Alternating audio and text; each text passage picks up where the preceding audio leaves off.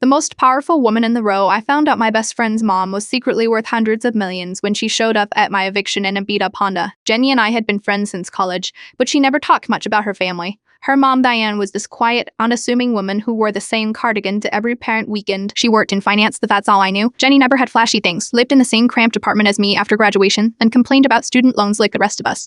Last winter, my landlord decided to sell my building with just 30 days' notice. The rental market was impossible, and I was about to start a new teaching job with barely enough savings for a security deposit. I was panicking. Jenny stopped by with Diane, who had apparently been in town for business. Diane sat at my kitchen table, listening quietly while I ranted about predatory landlords and the housing crisis. She asked odd specific questions about the building, the owner, and how much I liked the neighborhood. I figured she was just making conversation. 3 days later, my phone rang. Unknown number. Hello, is this Meredith? This is Patricia from Shawnee Proby Management.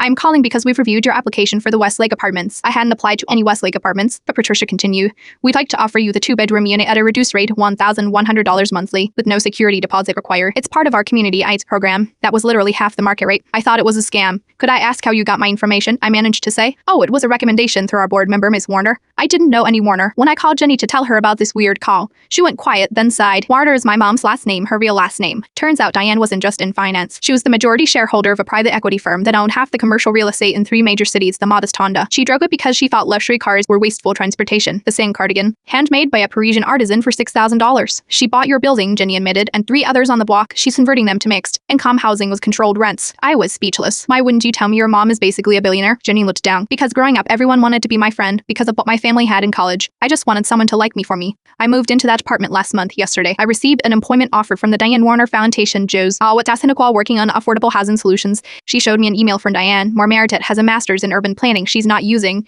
and she's passionate about housing equality. We need people like her, that if she takes the job, you cannot tell her I recommended her. Her resume earned this. Sometimes the most powerful people in the room are the ones you'd never suspect. And sometimes true wealth isn't measured by what you have, but by what you choose to do with it.